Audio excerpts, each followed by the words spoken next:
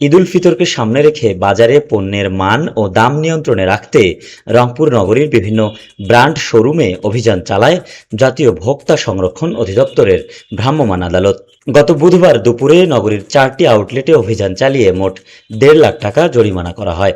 কতিপয় কসমেটিক্সে আমদানিকারকের ঘোষণাটা ছিল, আবার কতিপয় কসমেটিক্সে আমদানিকারকের ঘোষণাটা ছিল না, যার জন্য আমরা তাদেরকে 30,000 টাকা অর্থদণ্ড করেছি। তারপর আমরা টপ 10-এ গেলাম, সেখানেও দেখলাম যে বিদেশি কসমেটিক্সের ক্ষেত্রে অলমোস্ট কোনোটাতেই বিদেশি ঘোষণাটা সঠিকভাবে নাই। তো আমরা তাদেরকে 50,000 টাকা অর্থদণ্ড করেছি। তারপরে আমরা এখানে নিশাত বেনারসিতে চলে আসলাম, এখানে দেখলাম যে ঘোষণাটা যিনি আমদানি করেছেন এবং যে দেশ থেকে আমদানি করেছেন এবং মূল্যটা উল্লেখ করে প্রতিটা শাড়ির গায়ে তিনি একটা ঘোষণা দিয়ে দিবেন। তো আমরা সেই ঘোষণাটা যথাযথ নাই বিদায় আমরা তাকেও 20,000 টাকা অর্থদণ্ড করেছি। পণ্যের যে গায়ে দেখছেন আপনারা, এটা শুধুমাত্র বিএসটিআই লোগো বা যে ইম্পোর্টার থাকে তাদের আসলে মূলত মোড়ক যাচ্ছিল না, তারা এটি নিয়েও আসেনি, তাদের লেভেলও নেই। এটা মূলত তারা মার্কেটে যে অ্যাভেলেবেল থাকে কাস্টমারের চাহিদার কারণে শুধুমাত্র নিয়ে এসে রেখেছিল, এমনটি বলছেন এই ব্যবসায়ীরা। এখানে ম্যানেজার আছেন এই রয়্যালটি মেগামলের, আমরা একটু তার কাছে জানতে চাই, এই যে প্রোডাক্টগুলি আপনাদের এখানে থাকে মূলত চাহিদার ভিত্তিতেই আপনারা নিয়ে আসেন গ্রাহক ধরবার কারণে, এই প্রোডাক্ট যদি আপনি না রাখেন তাহলে আপনার ব্যবসায় কি ধরনের ক্ষতি হয়? আচ্ছা, এটা না রাখলে কোনো সমস্যা নেই আমাদের, কিন্তু হচ্ছে ব্যবসা করতে গেলে এটা প্রতিযোগিতামূলক বাজার। আমরা যদি না রাখি, যদি না থাকে, এই প্রোডাক্ট আমাদের কাছে না পেলে আমাদের কাছে আসবে না, কিন্তু পাশের দোকানদারগুলো রাখতেছে, তাহলে তাদের কাছে চলে যাবে।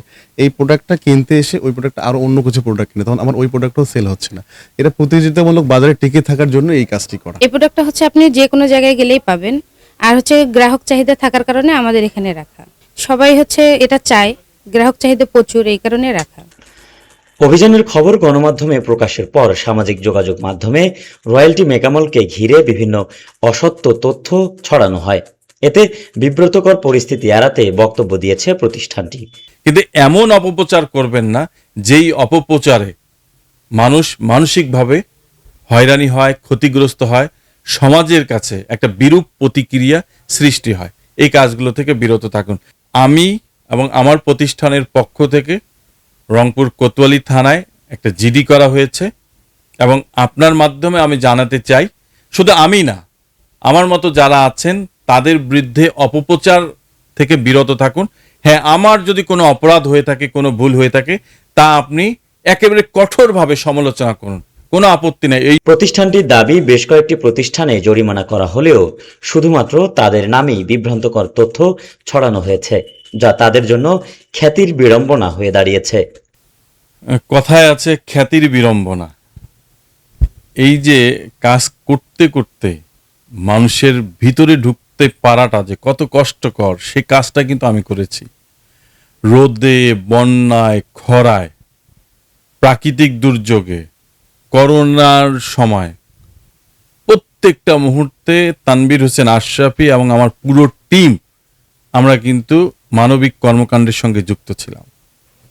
একটা জিনিস যে ভালো কাজের প্রচার হয় না, সামান্য একটু ভুল, সামান্য একটু নেগেটিভ কথা হলে অনেকেই কেন যেন এটা ঈদের মতো আনন্দ উল্লাস করে নেন।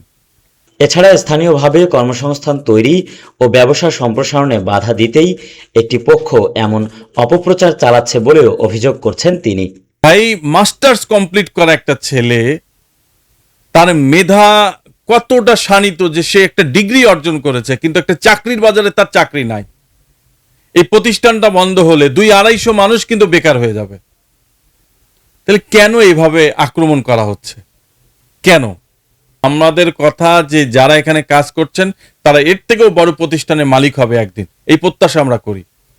এখানে তারা একটা প্র্যাকটিক্যাল জ্ঞান ধারণ করছেন, এবং এই প্রতিষ্ঠান রংপুরের খেলাধুলা, সাংস্কৃতিক অনুষ্ঠান থেকে শুরু করে সামাজিক কর্মকাণ্ড, মসজিদ, মাদ্রাসা, স্কুল, কলেজ, শিক্ষার্থী, এই শ্মশান বলেন, মন্দির, এমন কোনো কিছু বাদ নেই যেই উন্নয়ন কাজে আমি, আমার পরিবার, আমাদের প্রতিষ্ঠান অংশগ্রহণ করেন।